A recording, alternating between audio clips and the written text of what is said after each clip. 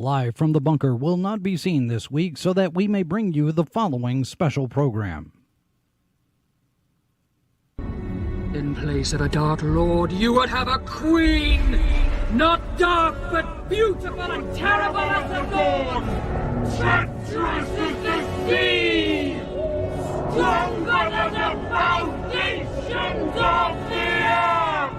All shall love me understand!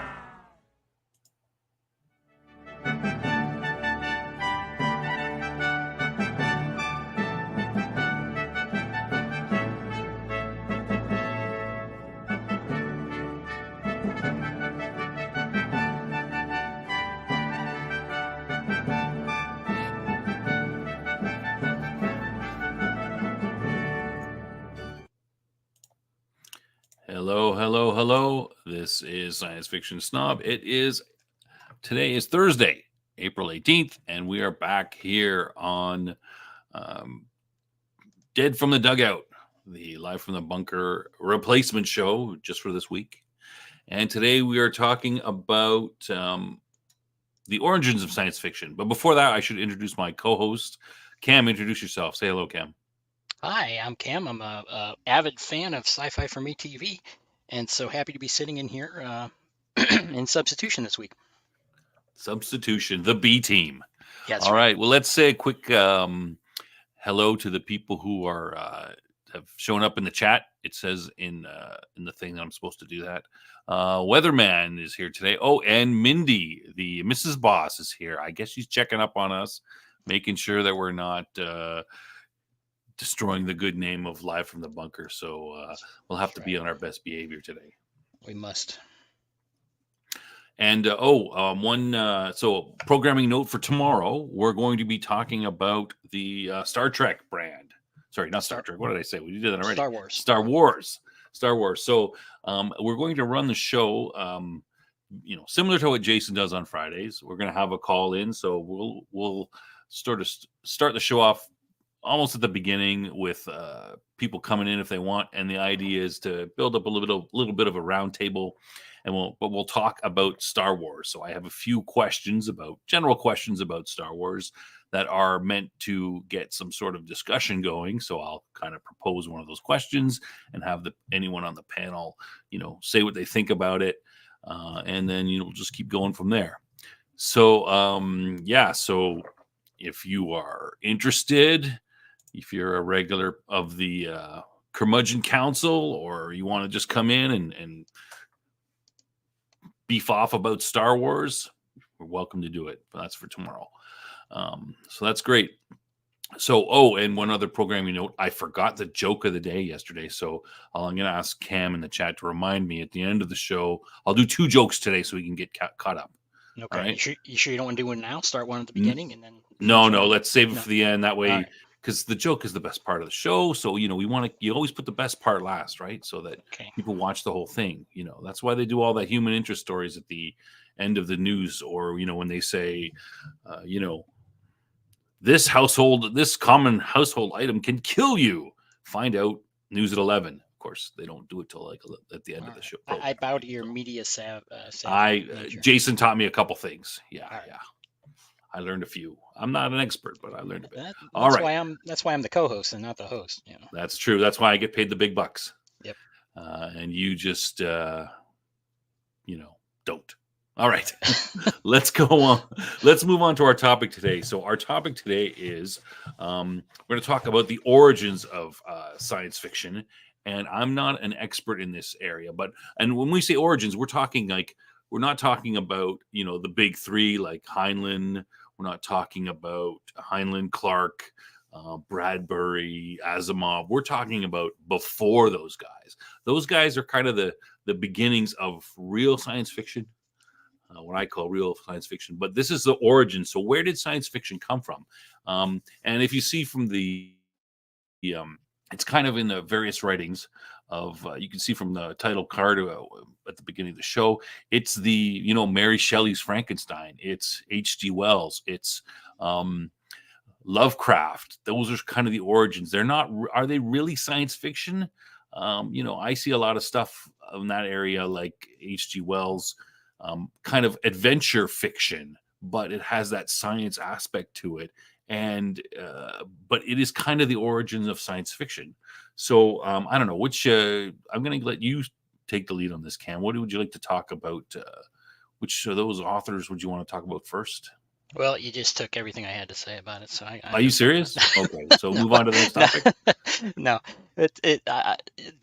you're right. These are when people think of science fiction, by today they might say Star Trek, Star Wars, etc. But more classically, that you would think of kind of 50s and 60s space age inspired stories, speculative science fiction, things like that. At least when I was a kid, that would have been kind of the foundation of it. But as you mentioned, there are things that came before it, and the reason I kind of wanted to talk about this, and this is a bit of a tangent, but on Live from the Bunker at times, we talk about, or Jason brings up, dissatisfaction. There's a lot of dissatisfaction in entertainment today because of the way things are being presented, either with agendas or just poor quality or whatever. And one of the positions I have is that as fans of science fiction or fantasy or other genre entertainment is that younger people might not key into, and I didn't key into initially when I was a little kid and enjoying Star Wars and such, is that there is this massive amount of material in our past, and it's well worth exploring. And I know, based on our discussions, that one of the reasons for your channel is wanting to promote people to look at these other things. Again, your focus is a little bit more in that let's say golden age of sci-fi, but I my personal interest is to look back even a little farther than that. And so I'm not sure it's the first one, and I'm not a scholar on this, but you could go back to, as you said, Mary Shelley's Frankenstein, which was, properly categorized. I'm sure it would be called a Gothic horror. But there are certainly pseudoscientific elements within there. And bear in mind, this, I think it was written in about 1800. So science wasn't quite the same as modern science, but a lot of the things they were doing at the time would have been, akin to speculative science fiction. Obviously, raising creating, imbuing life into a corpse is, certainly has horror elements, but it was all done scientifically within the story. Dr. Frankenstein was a scientist. I forget what I'm trying to remember. Natural. I forget the exact term, but basically chemistry and physics. Right. Naturalist? And, no. Yeah, it was something like it was like natural. I forget what they call them. Anyway, chemistry, physics. Yeah. A little bit of biology. So certainly, I think one can easily argue that you have those elements within that story. Now, the theme of it isn't really about that. It's more about the nature of man and so on and so forth. So it's not like later science fiction, but it does have a few of those roots.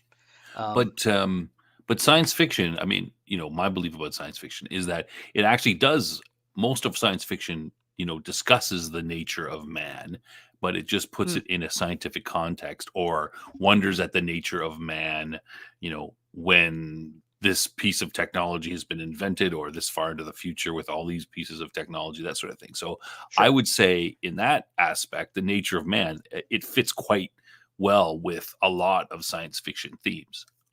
Yeah, I would agree with that. So then you have,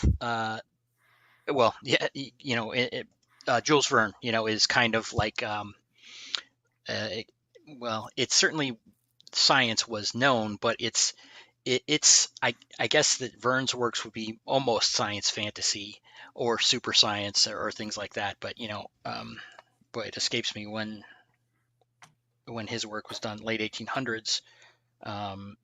And there's a lot that, again, for its day would be like we take the 50s, hard science fiction kind of things. I shouldn't say hard science fiction in general. And for its day was very much like that, even though it wouldn't necessarily resemble sci-fi of the 50s and 60s, our classic era. And you mentioned, you would categorize these things as kind of uh, adventure fantasy, which certainly it has all those elements in it.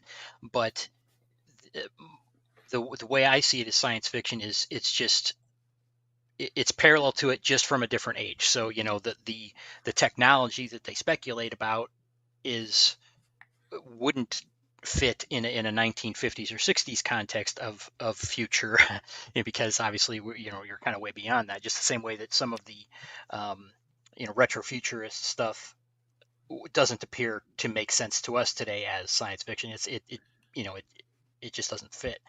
Yeah. Yeah. Let me give you sorry, let me go back. Let me, my producer here he's waving at me. Frankenstein was written in 1818. Mm.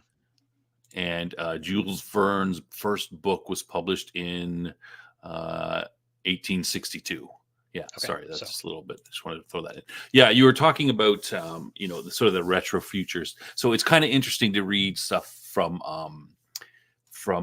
somebody like let's say Isaac Asimov, and he wrote books in the 50s, and he wrote about the future, but he didn't see how fast we would have advanced in certain areas. So, you'll read his books and there won't be, like, everyone won't have a phone or something, a personal supercomputer in their pocket. That's an other interesting question to look at, how a certain at a certain time frame, people will, like the 70s, 80s, whatever, you'll go there and you'll assume that the world will be like this in 50 years. And they get it.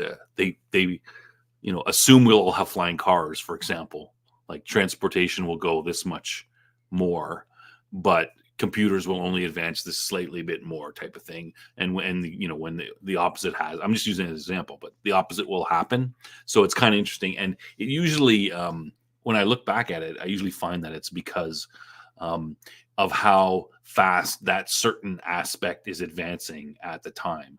So if you're writing in the 60s and 70s, transportation is expanding by leaps and bounds, like, say, 50s, 60s. You're going from local airlines to all of a sudden everyone can fly out across the globe, all over the place. People are going to the moon on jetliners, jetliners, all this stuff. So you kind of assume, oh, that's going to carry on. And then, if you were writing in the last 30 years and you were stuck in that sort of idea, you would assume that computers in the next 100 years are going to keep exploding, because we haven't really, in the last 30 years, we haven't really had that much change in transportation. We're still basically in the same spot. Our cars are a little better, but they're not different. They're not flying through the air. We're not going to the moon every, for a weekend vacation, stuff like that. Mm-hmm. But our advances have all been in, computers, where everyone has this phone in their pocket, which is has got, some a million times more computing power than the space shuttles, that kind of thing. Yeah. So it's, let's say there's all these sliders or these scales of different areas of transportation. And like you said, some, stagnate and other ones go far beyond. So when that's a good way of putting it. Yeah. And like when you were slider thinking from a about video that, game. Yeah. Right. And I've talked about this outside of the discussion of fiction, but it's like, I was kind of lamenting. I'm like, well, all of our technological advancement in our society has basically funneled into cell phones and communications, the internet, and everything else has kind of stagnated. But we've shot, so far forward with this other stuff, and computing in general, computing power has fueled that, but the other stuff hasn't. We can't we can't change the nature of physics. Going back to the moon is a harsh mistress we talked about the other day. So much of that is rooted in the gravity difference between Earth and the moon. That that stuff really hasn't changed. So that has held up very well.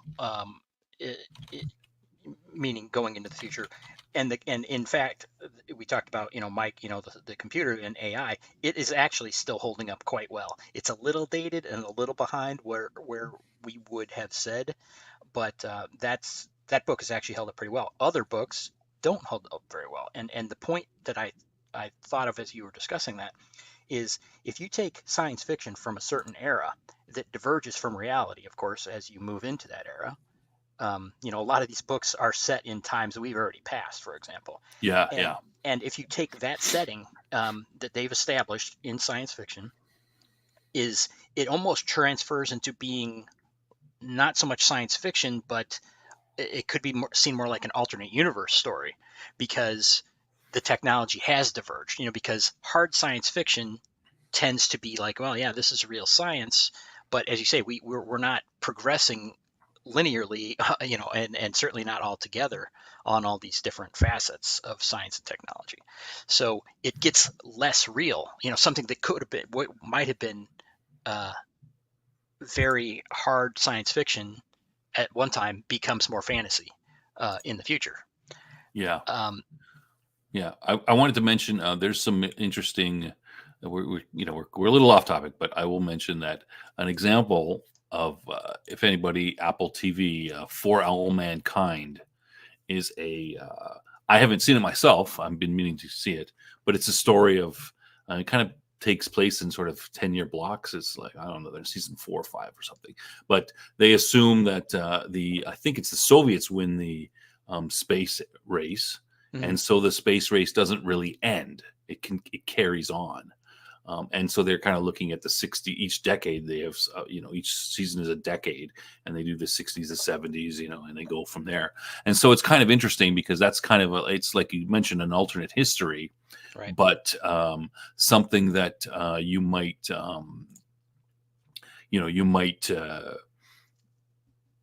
what might have happened, right? Like we might have carried on with more focus on transportation technology and space flight and that sort of thing if we still had the Russians to you know to compete against. But what really happened was that the U.S. kind of said, basically Nixon killed the space program. He said, there was a couple of race riots and kind of those kind of problems in the United States, and he said, you know what, the America was supposed to have a moon base by 1980.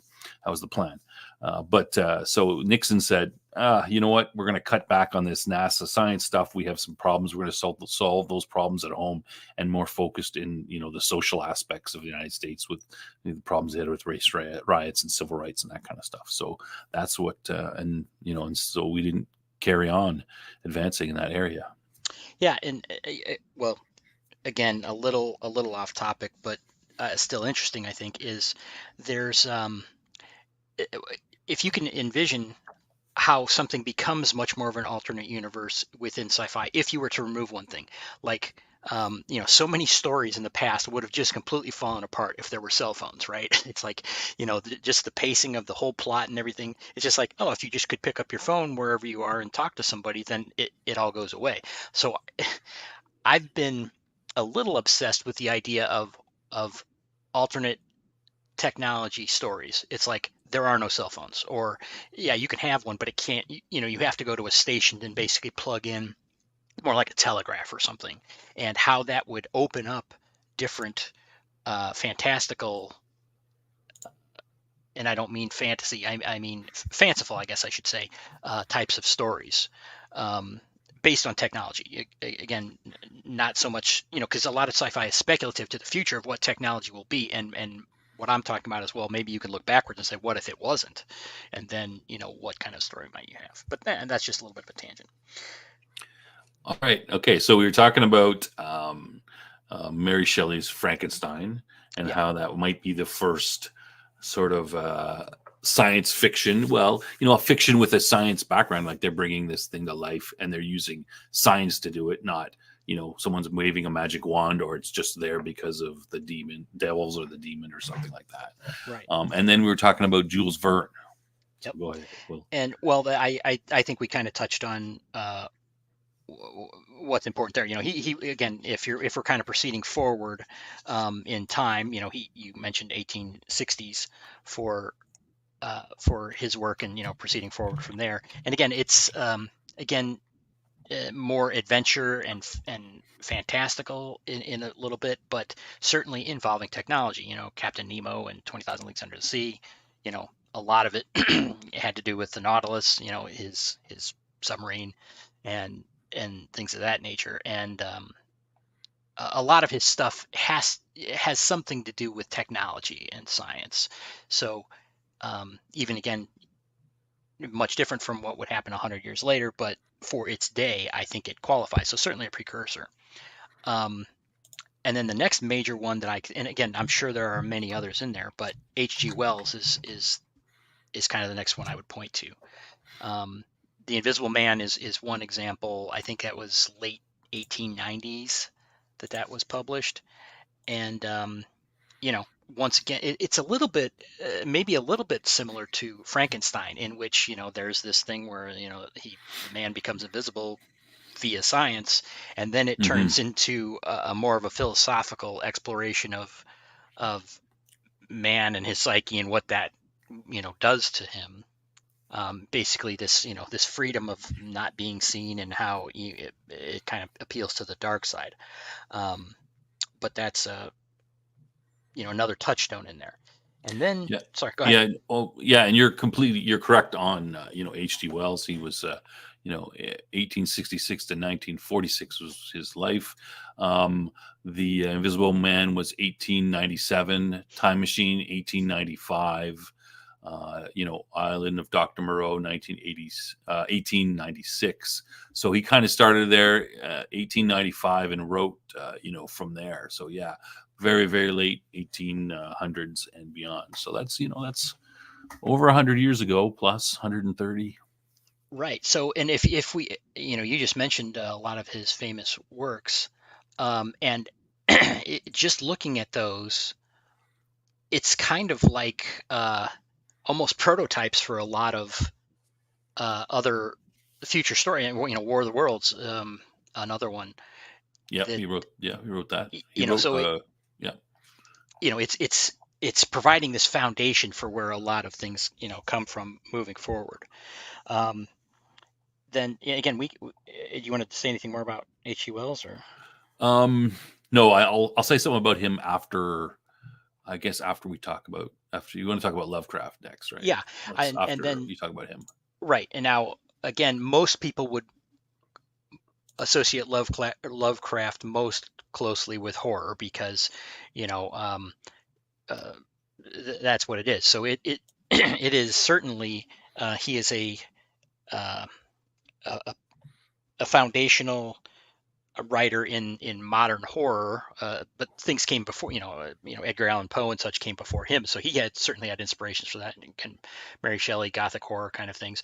So while he's not a pioneer in that, he certainly had a big influence on it. But also with many of his things are scientific or pseudoscientific concepts. So while he is very far from hard sci-fi in most cases, elements of science do appear in many of his stories. Some of the protagonists are learned, fighting against these elder gods and things, are learned people, professors and things like that. There's one story that focuses on air conditioning. It's kind of the centerpiece of a lot of it, which was a rather new invention at the time of the writing, and it plays a major role in there. So that's not really high science, but it's certainly technology. But the otherworldliness of it also, these things are from not from Earth. These are things from elsewhere in the universe, and of course the concept of the universe plays large in his storytelling as well. So they are certainly things that kind of cosmic, I guess is the way I'd put it, rather than scientific necessarily. Yeah. But not necessarily occultish, perhaps. Well, maybe a little bit. It does all seem, like on Earth, it's there are cults that rise around these things, but most of these things aren't. They're not. Again, they're real in these worlds. It's like these are things that really exist. They're not supernatural, separate from the universe. They're part of the universe, and so they are science-ish, at least. The way I would distinguish that from again, more of a fantasy thing where, you have magic and so on and so forth.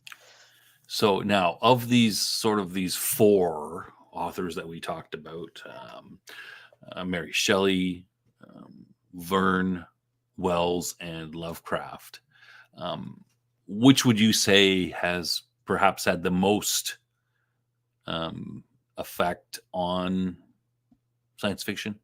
Out of those, for again, when we say science fiction, I'm thinking of Let's say, well, not, let's say, classic science fiction. classic, the golden age, 50s and Right. beyond science fiction, which we kind of agree where real science fiction started, like Right. as we know it today. I would say Wells is the biggest influence on that. Again, you kind of went through his list, and it's like, oh, time travel, alien invasion, super science, altering a person's abilities. It's like these are all like very firm pillars in sci-fi. So I would say that he's the biggest. Yeah, I was hoping you wouldn't say him so we could argue about it, but I have to agree. I mean, some of his stuff, like, the time machine, the first men in the moon. I mean, these are all, sort of very, fits in even with, the golden age, or even some more modern, golden age science fiction. While something like again, I'd say Lovecraft, though he has scientific elements, they might, you might open a portal to the to the netherworld with science. It's kind of more of, he's focused on horror and fear and that sort of thing. I have some good quotes that I'm putting up about from him, and they kind of all revolve around fear. Yeah, you're This right. one here, it's good. His focus and his themes are very different from the typical themes in science fiction stories. Yeah. And then of those four, the next one I probably would say would be Jules Verne, though I consider him, kind of more adventure. I mean, his adventures are some of them are made. The ability to have these adventures are because of science, because he's built this submarine that can go 20,000 leagues under the sea, but it's still very much more like an adventure story. Would you agree, disagree, or?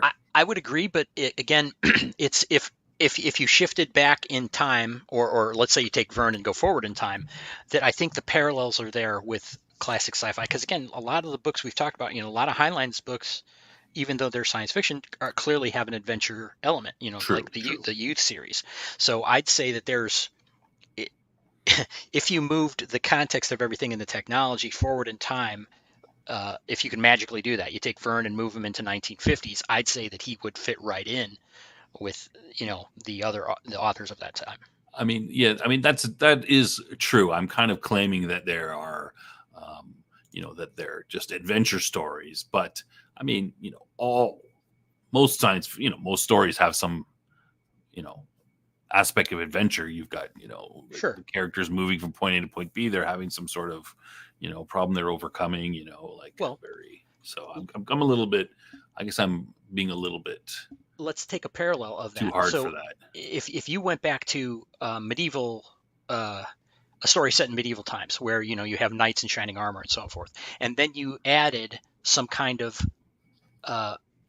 technological element, let's say firearm, a laser gun. Let's make it even a little different. It's like, well, it kind of, the nature of that, then again, then that parallel kind of lines up more, because that would shape that story in a different way, just like space flight, or whatever super scientific element shapes these other things. So I think there's probably more parallels there that we could explore, but again, I'm not a scholar on any of this. I'm just kind of.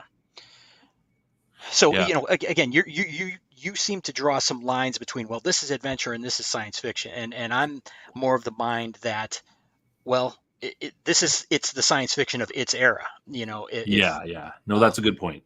I'm not saying that so much that it's adventure or that it's science fiction. It's just, I'm kind of looking at it through the modern, science fiction. Yeah, you wouldn't categorize. If you had to classify 20,000 Leagues Under the Sea, while I don't say that it's not science fiction, I would classify it more as an adventure fiction story, because the science is, while it's there, it's less emphasized, right?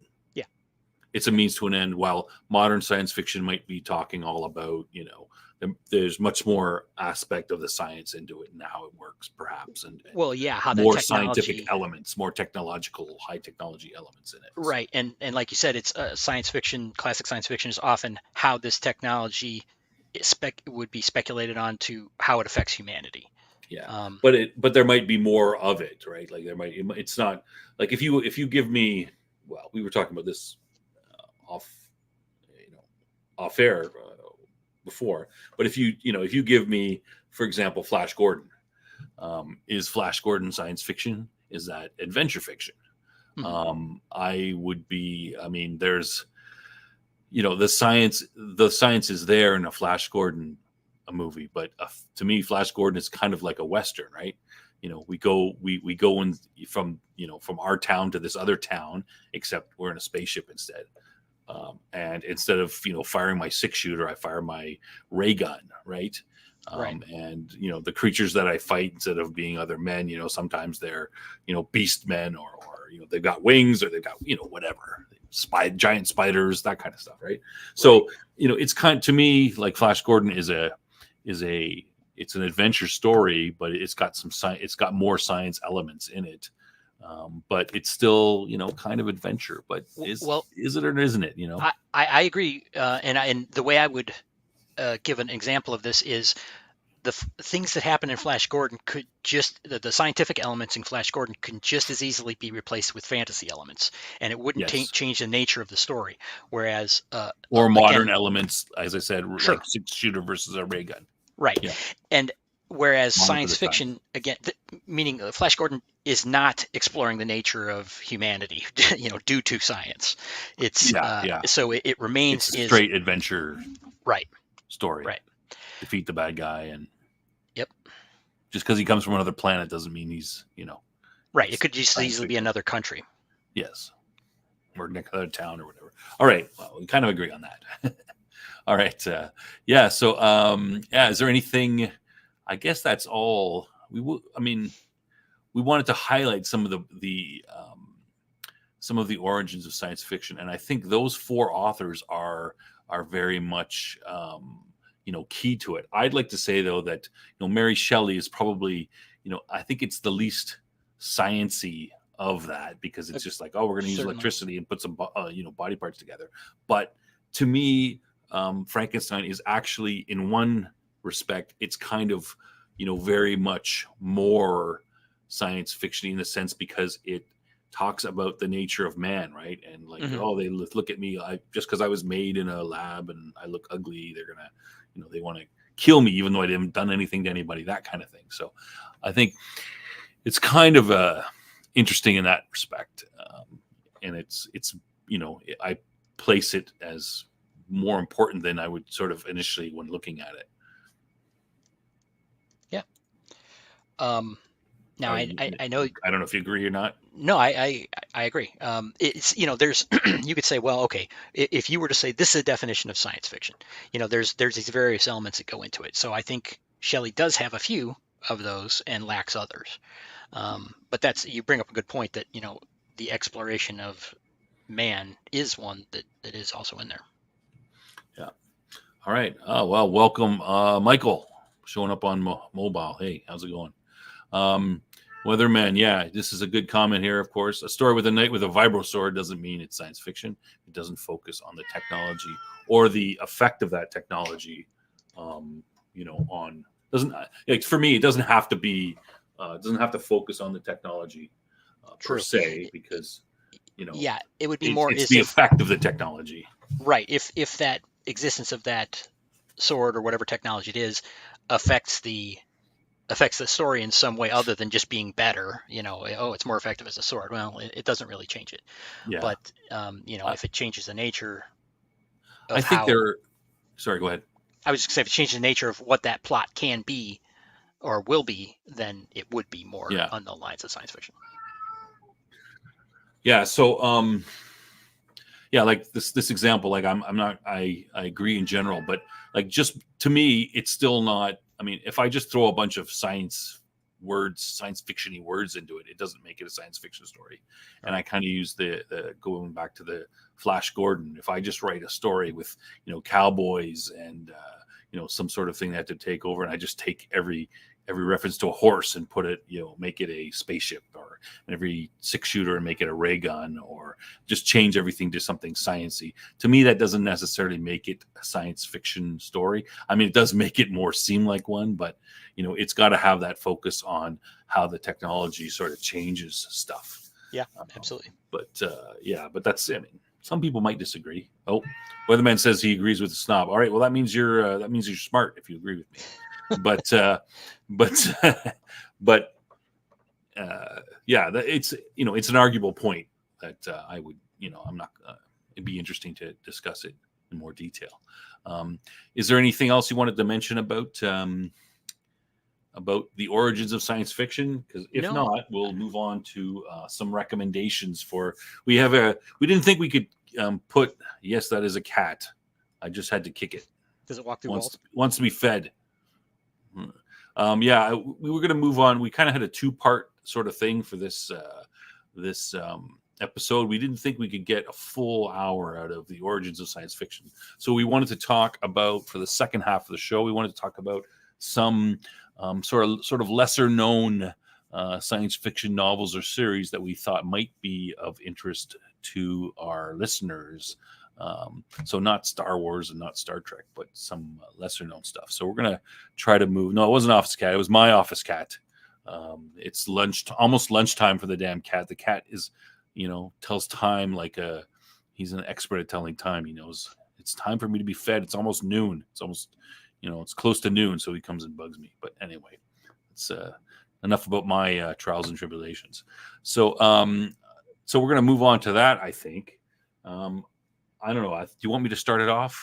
Sure. I'm going to ask you to talk about Vor next. I know so, and that's a little bit of a. Hopefully, that's not too much of a surprise to you, Cam. But I'll start off with.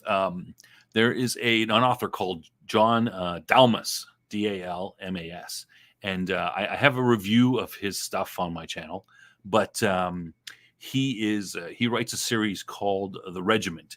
And it's quite interesting science fiction series set up in a different part of the galaxy, but run by humans. And these humans have escaped the core part. I don't want to tell you too much because there's some interesting things, but these people have sort of they've lost their origin. They don't really know where they're from, but they're from the core of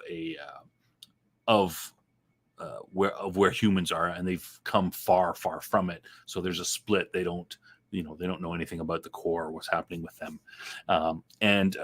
The regiment's interesting. It's kind of military science fiction in that I'll compare it to somebody like David Drake. So it's kind of focused on the combat aspects of military. So yeah, I would consider it military science fiction.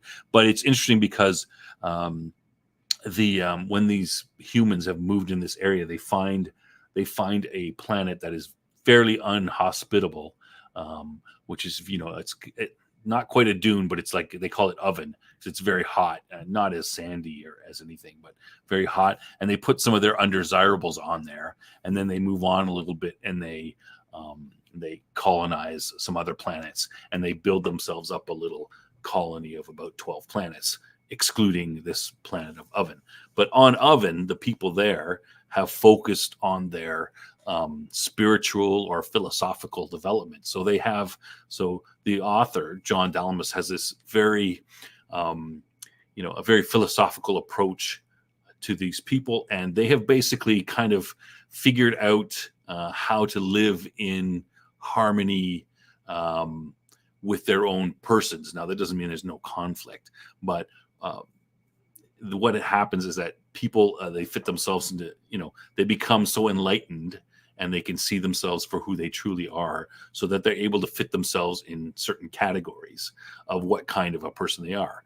And, whether they're, I like science and research, I like caring for people, but one of those categories is, of course, warriors. And so the idea is that every time there's reincarnation is big in this.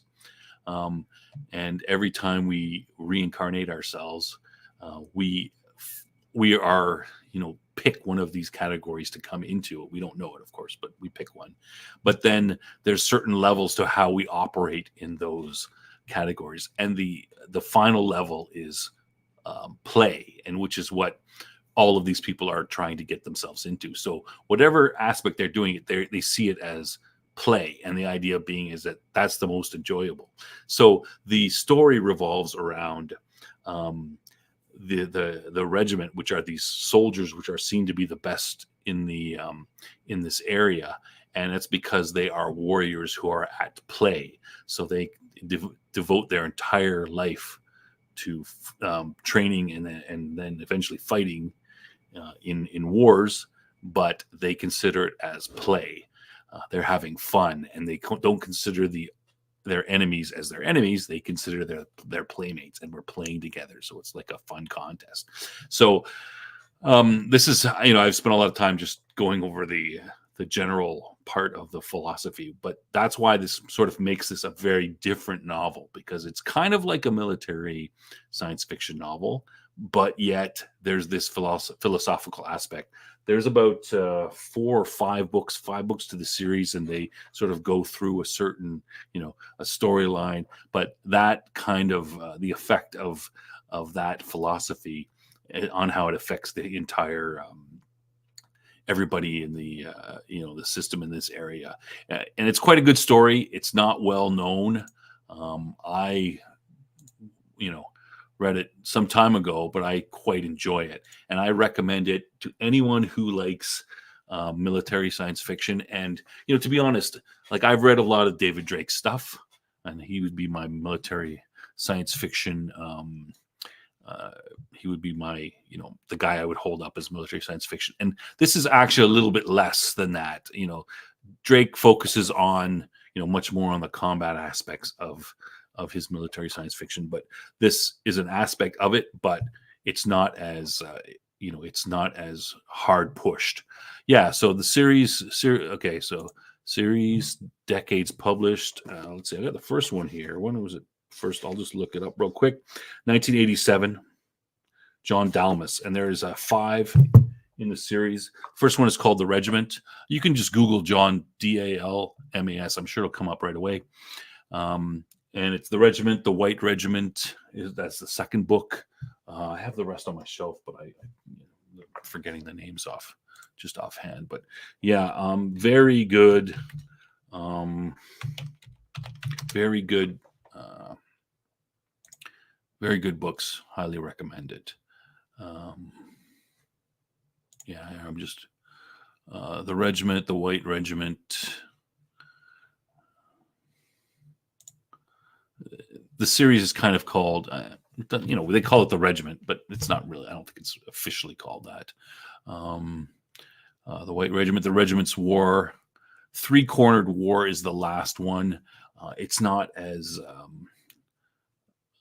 I didn't enjoy that one as much. That's the 5th one. The Caliph's War, I think, is the 3rd or the 4th one. Yeah, but if you read the first one, if you like that one, you'll like the rest. Generally, the last one, the Three-Cornered War, kind of sums it up. But yeah, he's got other books too as well. You might go into these, quite a number of other books as well. So that's my first one, and that's probably the one that I'm going to talk about. That's the least well known of the ones I sort of like. I hope that answers your question there, Michael. Cam, do you want to talk about one?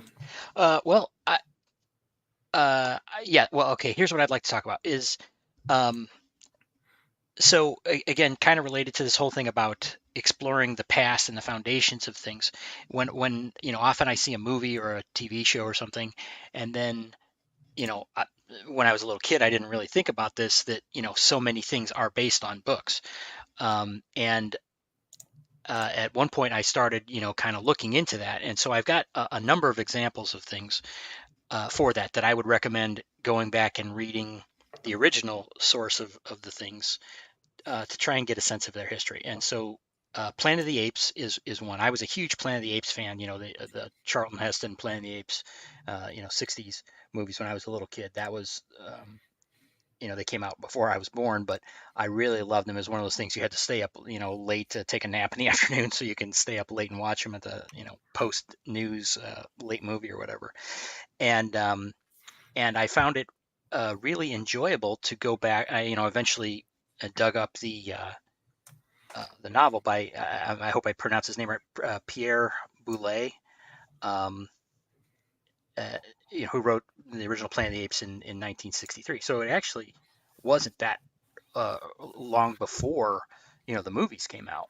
Yeah. But obviously old by today, decades old. But going through and reading that, it's like, oh, okay, they have this, and what elements are in there that are the same or different. And then you can also compare them to the newer movies, and some of the newer movies, like the one with Mark Wahlberg, for example, there were certain elements um, that were very similar to the original novel, for example. So um, that's one that I really enjoyed doing that with. I'm sure there's a lot more you can do. Another one was Logan's Run, which again well, I saw it after Star Wars came out. I don't remember when the TV show came out, but I'm pretty sure it was after Star Wars, or at least around that time, mid 70s. And then there was a comic that came out in the 80s that was supposedly based on the original novel, and that's probably where I learned there was a novel that it was based on in the first place.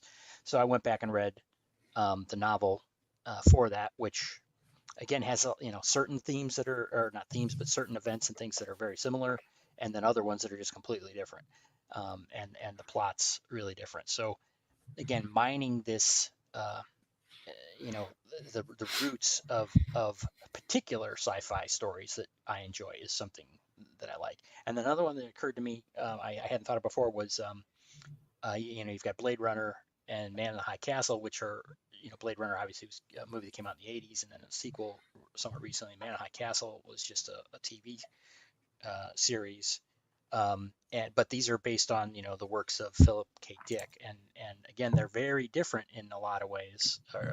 Blade Runner, the book that's based on is very different, but it's neat to see the roots there, and when the adaptations are made, maybe they are changing these things because something has changed in technology. And it's like, oh well, that's nothing by by today's standards, so we have to change that element, and how it ends up changing the story is just a really fun thing to do from my perspective. So that's kind of what short of specific recommendations, that sort of practice is what I would recommend people do if they really enjoy delving into the roots of sci-fi. Yeah, I mean it's amazing how we don't think that certain many movies are based on books, and we don't think, oh, this is not based on a book, and then it is, such as Logan's Run or Planet of the Apes. I was exposed to those myself when I wasn't aware when I saw them that they were based on books. Logan's Run is like the year before Star Wars. Okay. It came out as a movie, and Planet of the Apes was the mid to late 60s, 67, I think. I'm not sure. But it's amazing to go back, and you can actually read, if you can find them, you can read those stories. Yeah.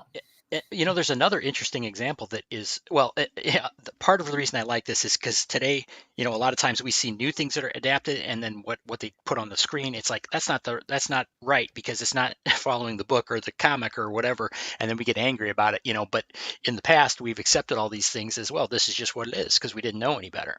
So it's kind of the opposite of that.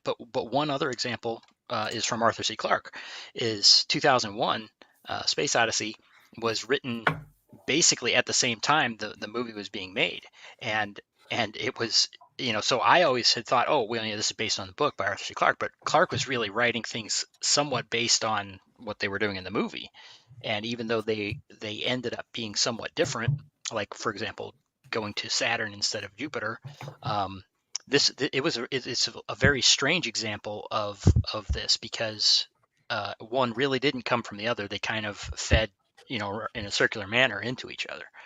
And of course, Arthur C. Clarke, one of these, legends of classic era sci-fi. Yes. Yeah. Yeah. All right. Okay. I'm going to talk about next. I'm going to talk a little bit about Larry Niven and some of his books. If you don't know Larry Niven, he's more of a hard science fiction writer, meaning that he focuses a little bit more on the science and making it, at least try to be realistic at some point. So his most famous, probably his most famous series of books would be The Ring World, right? And you've seen, you see the elements. He kind of, coined the ring world idea, from the Dyson sphere. And whenever you see someone talk about a ring world in a space game or something like that, it's from him that they've taken it from. Now, those, of course, are a great series. Highly recommend them. But I kind of don't want to talk about them because everyone knows about them. So I want to focus a little bit on his lesser known stuff. So, I mean, this is kind of the ring world as well, but Larry Niven's entire universe is called known space. He calls it the areas of known space. He's got a bunch of different novels in known space.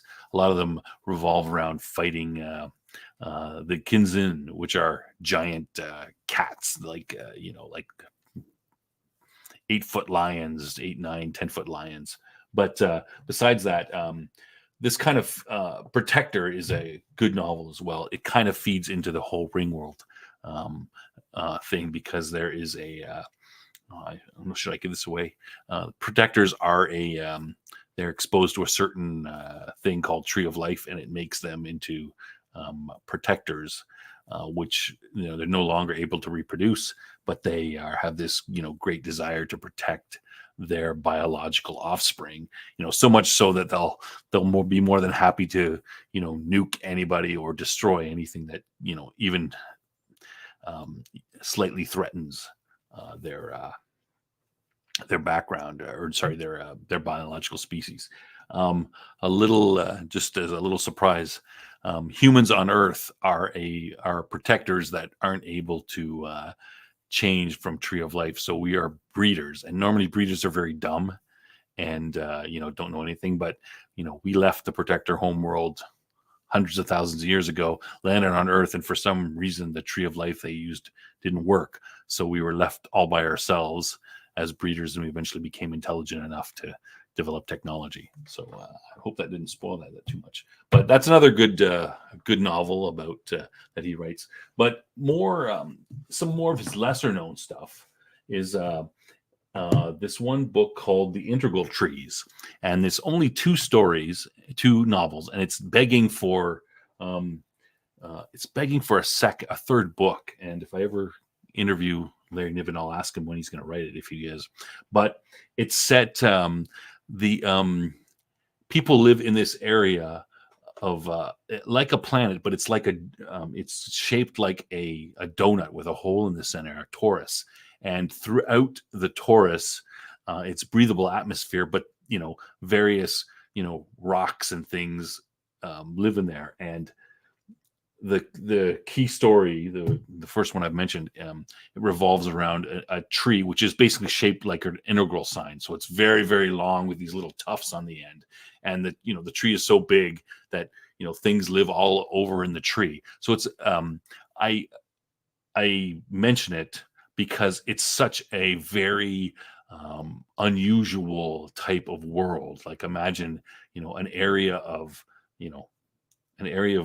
breathable space shaped like a torus, and then various asteroids and these trees floating in this large space, and people living on them, and creatures and various things. So so it's very very unusual, and I do highly recommend that. And again, my only the first one is called The Integral Trees, the second one, The Smoke Ring, and the third, it doesn't have a third one, and it's just begging for another one. And so if you happen to see Larry Niven, I'm going to write the third one to that. The last thing I would mention is his stories for for Larry Niven. He writes them with Jerry Purnell. They work together a lot, and it's called The Gripping Hand. Or sorry, the first one is The Mote in God's Eye, and the second one is The Gripping Hand, and it centers around these creatures with three arms, and they're just. I mention them because they're just very humans are in this universe, but these creatures are very they're very interesting, and it's a very different idea. They've got like 11. The gripping hand is the one hand with they call them the gripping hand because it's the one that has it can grip things. I think it's got a thumb, and the other ones don't. But it's it's just so unusual, and these things are so these creatures they reproduce very quickly, and they always have a problem with resources. So that's their big story about how they deal with sort of this resource scarcity. And when it comes to involving with humans, the story is about how how we're going to deal with these species that are somewhat aggressive, are highly reproduce very quickly, and what will they do with us when they if we meet them. So yeah, a little bit more unusual, but great stories. Cool. Sorry, I'm flipping over to the chat here. Never read Larry Niven. Larry Niven is a great. I almost didn't include him here because he's usually fairly well known, but he's not one of the big three, but in the second tier of science fiction novelists, where you put people like David Brin, Orson Scott Card, Ben Bova. Who else would you put in there? Jerry Purnell. Anybody who's not Heinlein, Asimov, Bradbury, Clark, I kind of put them in the second tier, and like he's definitely in that tier. He's one of the big guys in that tier, and he's still alive too, though he's getting very old, and he's not writing as much as he used to. And he has tons of books. He's got 4 or 5 books in the Ringworld series, and then he's got another Fleet of Worlds, another series which looks at a different aspect of the Ringworld from a different area. But yeah, Larry Niven, highly recommend. I would read, if you're getting into his stuff, just go and read Ringworld. That's his most famous, but everything he writes is pretty good. Sorry, go ahead. I went off to answer that question. Is there? Did you want to make a comment there, Cam? No, I haven't read much Niven. I read Lucifer's Hammer. Lucifer's Hammer. It's been talked about a lot. I didn't even mention that one. Talked about a lot in online a little bit. Yeah, go ahead. Well, you wanted me to mention about Vor, but I think you wanted to talk about David Brin a little bit, right? Oh, yeah. Well, just before I'll talk about Lucifer's Hammer real quick. It's a set in the 70s, and it's the aftermath of a asteroid or comet hitting the Earth, and it's kind of focused on the aftermath and the survival. The before and also the aftermath. So it's kind of interesting. It's really well done for the scientists say, oh, we have this asteroid, it's coming to hit the Earth, it's got like a 1 in a billion chance, right? And it's whatever, a year away, and then they keep it's like a countdown. It's like, oh, the asteroid is now 9 months away, and it's got a 1 in 10 million chance, and the numbers keep going down and down. Oh, 1 in 3,000 chance that it's going to hit us. I mean, it's unlikely, but if you're watching the news, you're like, what the hell? Like, it was a 1 in a billion, Yeah. So of course it hits. My favorite part from that book is, we eventually know that the asteroid's going to hit. It's going to hit somewhere in the Pacific Ocean, and there's these surfers, a bunch of surfers who are. They think that they're like, oh well, we're going to die anyway. So they go out and they ride the tsunami in. And the surfer dudes, they just think, oh dude, man, this is the biggest wave ever, dude. And the description that he uses is the guy's riding the wave, and he before he loses control and crashes, he's riding the top of this wave, and he looks down and he sees way far below him the tops of various skyscrapers in Los Angeles and that sort of thing. I don't know if Lucifer's Hammer was made into a movie or not. I don't know. There were certainly a lot of disaster movie. There was a movie called Meteor that was kind of similar, back in the 70s, I think, or maybe early 80s. It's a fairly, common, Yeah. Armageddon. Yeah. What Deep was the other Impact. one? Deep Impact. That's the other one. But There was I don't think those were based on his book, though. It had Yeah. nothing to do with his book. But one thing I remember from that I really liked is I think it was at the beginning of the chapters. It was basically tracing the comet or the asteroid from its origins in the Oort cloud, like a million years ago and things like that. And it was kind of chilling. It's like this started, an eternity ago, and it's like the inevitability, as you say, is it's like, oh, the odds are getting closer and closer. It's like that was just a really cool element of it for me. Haunting almost, it was like, oh my God, this was always going to happen. yeah. I will mention one other of, like, Niven's written a lot of stuff, but I will mention one other book that doesn't sort of fit into the thing, that's kind of somewhat similar to Lucifer's Hammer, that's usually mentioned, and I'm doing a quick search for it. I forget what it's called. But anyway, it's a bunch of it's basically elephants invade the earth. There's a race of elephants. They're kind of elephant like, and they look Footfall. There it is, 1985. It's called Footfall because he gets into the whole like, he talks a bit about the elephants, their a bit of their sociology and how they, and for example, when they submit, they put a foot on top of the other elephant, and you got to lie down, and they put the foot on you, and that's kind of like surrender, and I submit, right?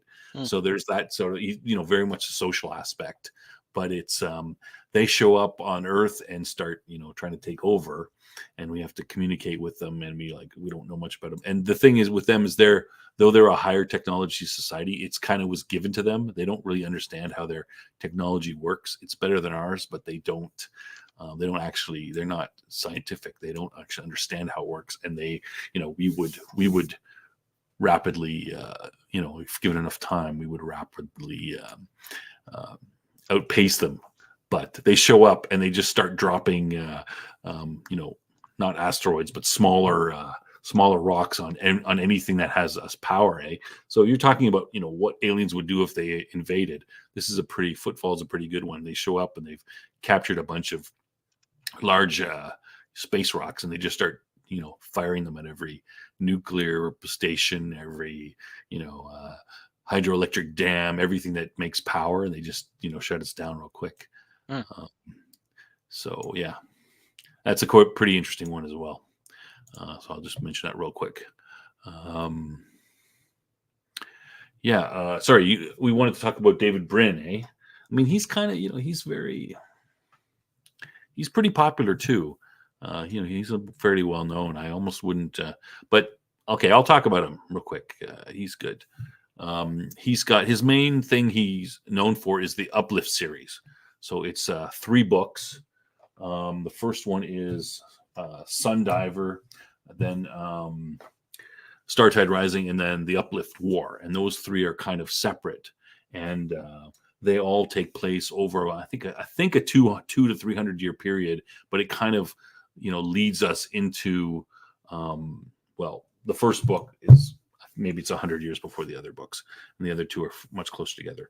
But it has a certain setup in the galaxy where the galaxy is isolated for some reason. They haven't found us, but the 5 galaxies are teeming with life, and that life is very regimented. And the only reason that a species becomes intelligent, at least this is what they believe, is because another older species has lifted them up and made them intelligent. But so think of this galaxy, which has been going on, hundreds of millions of years. And then, we sort of go out and we stumble upon this galaxy, and they sort of stumble upon us, and they call humans wolflings. And they say, you're an inferior race, you're smaller. But wait a second, our race has started to uplift, make intelligent dolphins and, monkeys, and also gorilla. So we're doing what the senior races are doing. So it's kind of illegal to do it without, proper okay. But we were isolated by ourselves. We weren't under all of these rules, and so we're kind of humans are in a weird spot. We're very small, but yet we're kind of treated like senior. But most of the other senior races of the galaxy don't believe we should be, senior races of the galaxy, because they've been uplifted 100 million years ago, and they spent their 50 million years as a kind of a client species to their parent species, and then they uplifted someone else, et cetera, et cetera. And of course, technology in the galaxy is way beyond what humans have as well. So it's kind of he has a very interesting setup in that way, and how the humans are trying to navigate themselves through this very difficult galactic politics, and how it goes. And there are other species that just hate us and want to destroy us because we're an anomaly and we shouldn't exist. But there are other species that kind of like, hey, we should protect these guys. So he's got, basically there's 6 books in the series. Those first 3 which sort of set that out, and then he's got 3 others which they seem to be separate from that. I don't want to give away too much of them because it's kind of interesting. They seem to be separate from what's going on in there, and they start kind of like on this planet that's by itself. It's kind of backwards. They're doing things about technology, but there's a whole bunch of races that you'll recognize on this planet from the first 3 stories. And you're like, well, what are these races doing together? How come they're all on this planet? Some of them hate each other. Some of them are a little different than how they were. And that's 3 stories as well. And then you find out that these people are they're hiding away from galactic society. They're for whatever reason, they're afraid, and they're hiding on this planet, and they're trying to keep themselves unnoticed by galactic society, because they're living in an area they're not supposed to live, and they would be exterminated and wiped out if the galaxy ever found out. And so there's 3 books about that, and you find out by the end of those 3 books that it ties into the first 3 books. And I don't want to say anything more than that, because it's a great story, and I don't want to give too much away. It's great exploring it, and seeing it yourself is a lot of fun. So David Brin is he's a great author as well. He's written, he's got all kinds of other stuff. Well, interestingly enough, he is also the author of The Postman, which is one of those books that I read because I had seen a movie and had no idea until later. Yeah. David Brin, The Postman's okay. The book is better than the movie, but it's not one of my favorite books for him. Probably my favorite is those ones I mentioned, Uplift, the Uplift series. Mm-hmm. But other things that he's done which are quite good, Kiln People is very good as well. That's kind of a weird book where we're able to make copies of ourselves, and they're made out of the special clay, and they'll last. They can last anywhere from a day to like a couple of days, and our consciousness is put in it. And they have different expensive ones, different. Like if you pay for a more expensive one, it'll last longer and it'll be smarter and stuff. But human beings, basically, we live by you'll get yourself a very basic job. You can also download those memories afterwards, but you'll get yourself a basic job, and you'll hire like sweeping a street or emptying garbage, let's say, and you'll basically farm that out to a very dumb clone of yourself. So you make this clone in 15 minutes, you send it off, and it goes sweeps the streets for you, whatever it does, and then it can come back. You can download it, and a lot of people don't bother downloading it because they don't care what the memories. They just have it kill itself and throw itself in the garbage. So when I talk about how technology changes how a society operates, this is a great book on how just think of what a technology like that, how it would change the whole situation. The story kind of revolves around a bit of a mystery, and this guy who is he's basically a detective. But what he does is he sends, like, you don't risk yourself. He sends out clones of himself, to find out certain things, and he kind of spends money. Some client comes to him and says they want to find out this, why did this guy get murdered, etc., whatever. And so he sends out clones to do that, and then he comes back. So he he almost always downloads what the clones do say, because he needs to find out the whole situation. But there's some great.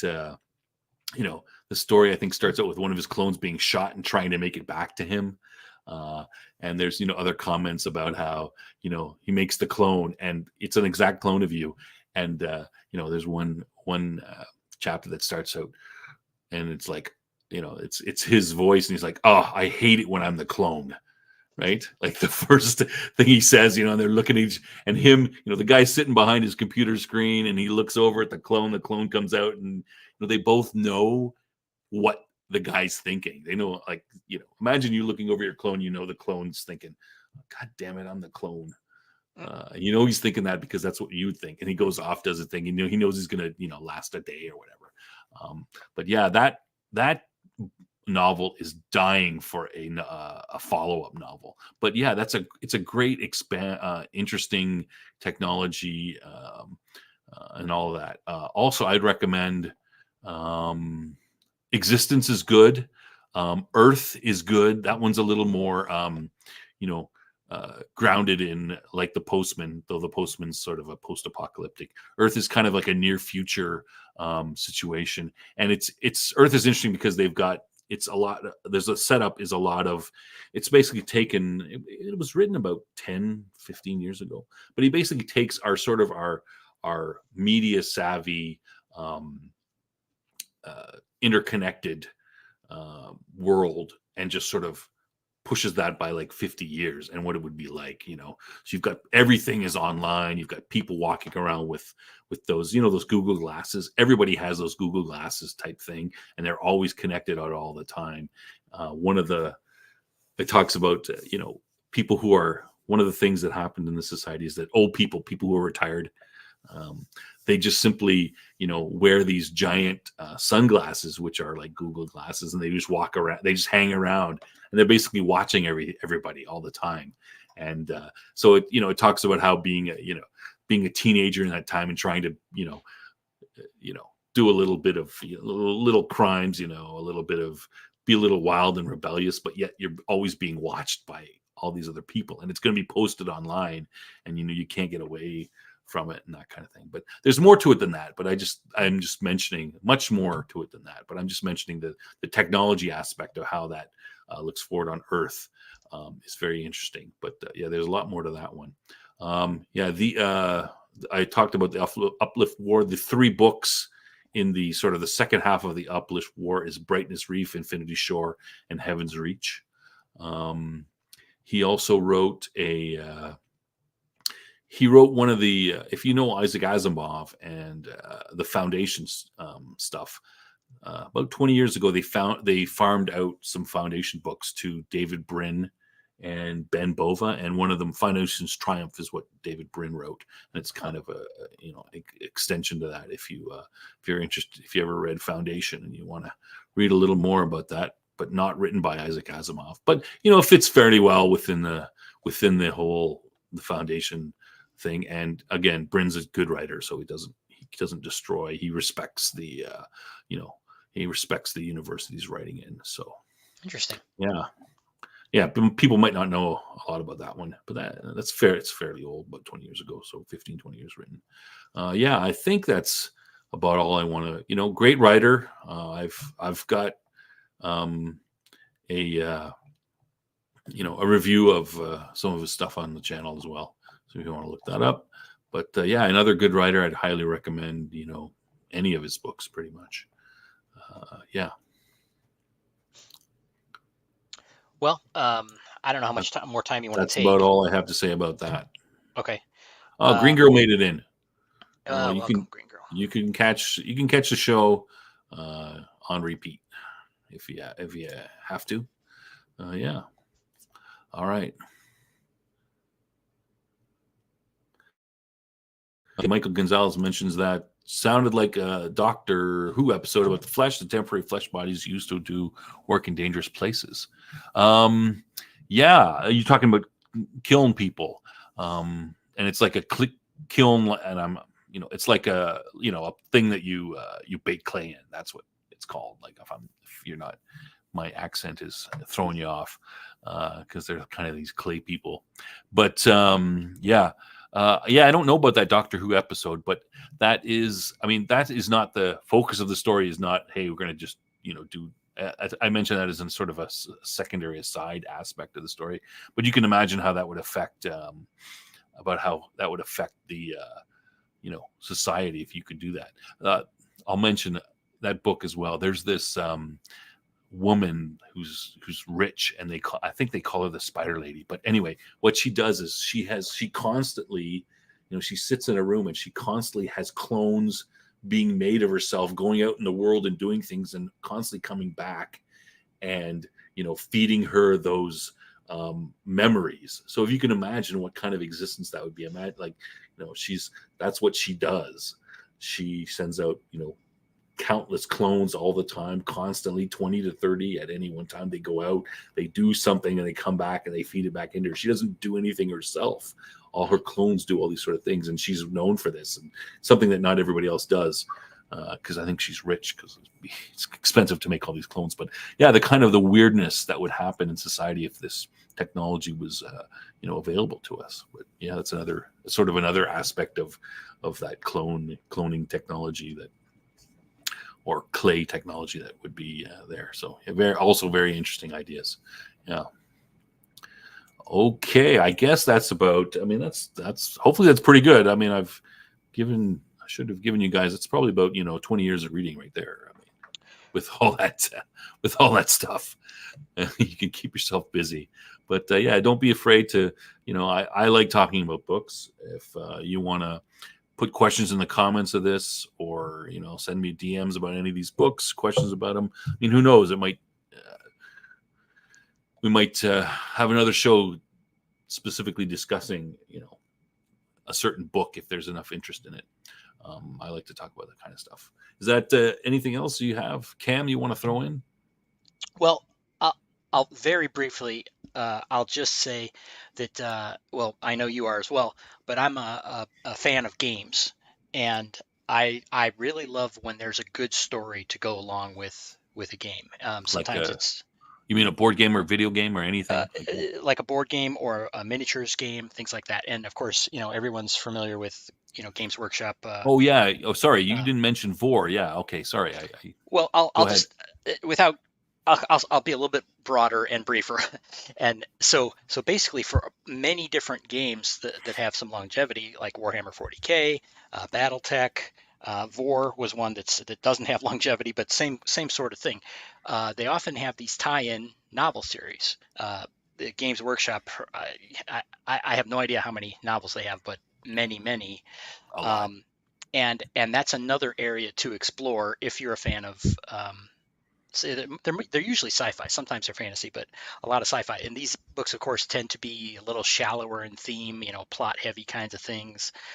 But I do encourage people to look into those too, because there's just a lot of great material out there. So and I'll wrap this back to where I started, and that is, so if you don't like the entertainment that you're being fed today, don't despair, because there is a world of stories, a lifetime of stories that you could go back to from our past and select what suits you.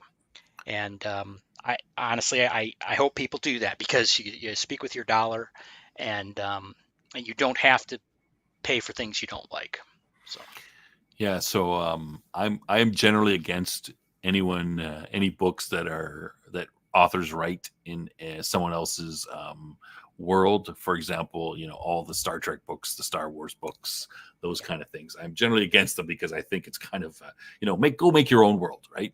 Make something interesting instead of writing in someone else's. Now, that said, there are some good writers in those books, and I have recently, I mentioned to you, I started reading. I really like that. This is might be controversial to say, because the Warhammer 40K universe is undergoing a big big, right as we speak right now. There's a big, everyone's canceling their up. subscriptions. They're pissed off because I don't know, they did something. I think they're retconning their own canon. Yeah, I don't even know what they're doing. I think it has something to do with putting more chicks in it, but of course. maybe making them gay. I don't know, but something to do with that. But anyway, I really love that universe because it's so grim and it's dark, and there's really nothing else like that. That's as much well known. And I recently read a book about it called the overall story is called the Horus Heresy. The first one is called Horus Rising, I think. Anyway, I read it because it was written by Dan Abnett, and I heard about him. Apparently he's a good author, and I wanted to give a book a try.